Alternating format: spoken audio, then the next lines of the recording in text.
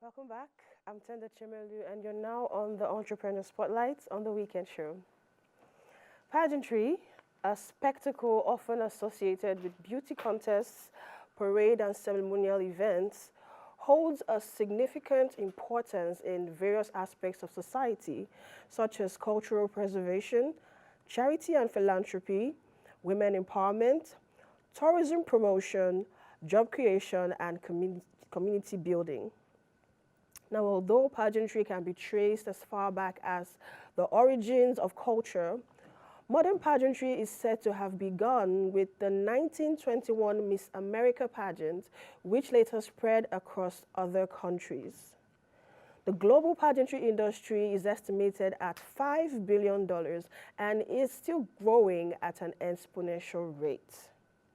Today on the spotlight is pageant queen, the face of Humanity Third Ambassador in the person of Lucy Aricha Ojite. Good morning and welcome to the spotlight. Good morning.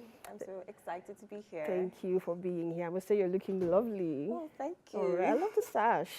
Wow.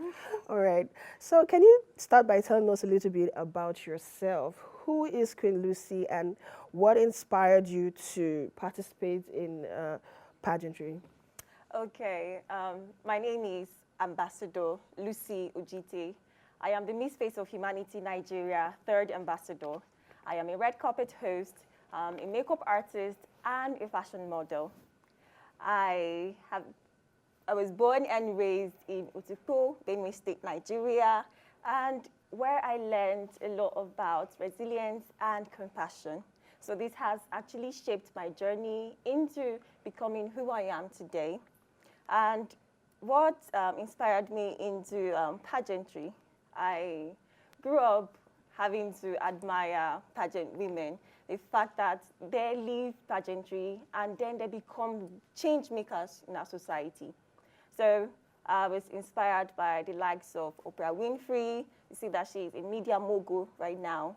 And the likes of Shudu Fatu, the former Miss South Africa, who is consistently pushing mental health awareness, which also brings me to the fact that I am passionate about pushing mental health awareness, also passionate and a voice for change in our society at large.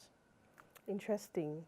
Now, I'm made to understand that being a beauty queen, a pageant winner, you are mandated to be involved in some charity, humanitarian pet projects of sorts. And I'm an ex-beauty queen myself, so I like to, so I like to like support pageantry and all of that. During my time, I had a humanitarian project for children born with disabilities, specifically blind children, teaching them how to read and write Braille, use musical instruments and all of that. So you, as the face of Humanity Third Ambassador now, what is your current charity project and some of the community services you have been involved in? Oh, okay, that's actually a good one. I started last year the Sound Mind and Wellbeing Initiative. Like I said, that I am passionate about advocating for a better society and mental health awareness and well-being. So this initiative, we carried out an outreach in Ichwa community in Makodi, Benue State, for the internally displaced persons there. We did a mental health awareness because we saw a lot of persons that were passing through trauma and giving them relief materials. This actually taught me that you can do very significant, you can make a significant difference, even by just little efforts. It's the efforts that actually count.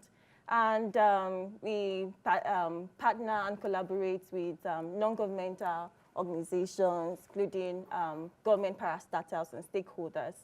And we went through the United Nations Human Rights Walk. And this actually, by little actions, you do not know how you have inspired others to advocate for a better society. Amazing, amazing.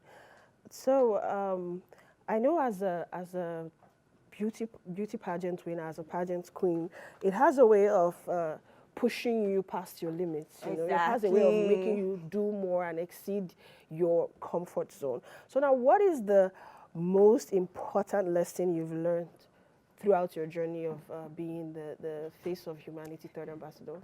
You know, when you said that being a pageant queen makes you to move beyond limits that you thought, that is something I can relate to personally, because prior to my pageant journey, I did not know that I had a lot of potentials and ways that I can contribute to the society.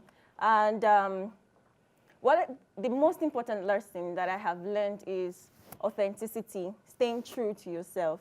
Because when you are authentic, you get to connect with people in a deeper level, and then they get to trust you, and that is the only way you can help to inspire others. And the second lesson I learned is that you are never truly ready to do anything. And if you wait for the perfect condition to do something, it will never start, and you will never accomplish it. Because I did not wait for the right time or the right timing for anything. I do not even believe that there's a right timing. But if you have a goal, and all you need to do is to take the very first step, and you never know what opportunities lie ahead. Even sitting here on the weekend show with the beautiful host here. So these are opportunities that come from really taking little steps. Interesting.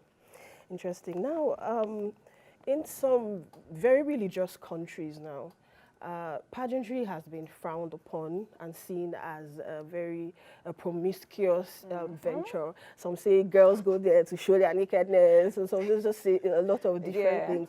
And even speaking from experience myself, after I went through that process, I saw that it's very empowering. It's way beyond what people think. You just see the showbiz part of it, and you think that is all. You don't see all the work that goes on behind the scenes. So how do you handle all the criticism and negative feedback that come with being a pageant queen, and what advice would you give to young women who might be facing similar challenges? You know, when you even said a story on going into pageantry, it reminded me of before signing up, like I saw advice and counsel from persons like, okay, this is actually my very first pageant, and someone I actually respect a lot actually told me that, why would you leave everything you're doing and then go into prostitution? Because that was how he said it.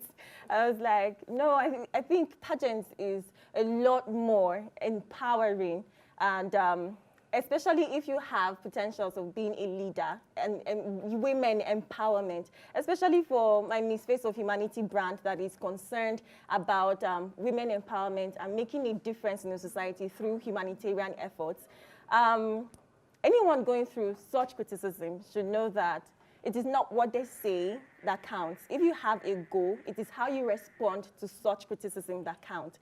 And you should surround yourself with supportive system, so that even when you get criticism from these persons, you know that it is coming out of a place of love, and it's supposed to build you and not break you. And the greatest room in the world, or the biggest room, is the room for improvement. No one is perfect. So if you take this criticism or whatever comments they tell you, you could actually turn them into motivations that push you against every milestone. Interesting. Thank you. Thank you so much for being here. I took something from your speech right now. The biggest room in the world is the room for improvement. Thank you so much for that. Lucy Aricha Ojite, Miss Face of Humanity third ambassador. Thank you for coming on the weekend show. We hope to see more of you and more of your projects. And more of your winnings of more pageants in subsequent episodes. Thank you so much. Thank you so much for having me. All right. Well, there you have it, people. Miss Lucy Aricha Ojite, Face of Humanity third ambassador. Well, this is unfortunately where we draw the curtains on the Entrepreneur Spotlight, but stay tuned. We do have many more segments coming up right after this short break. I'm Tenda Chimelu. Stay tuned to the weekend show.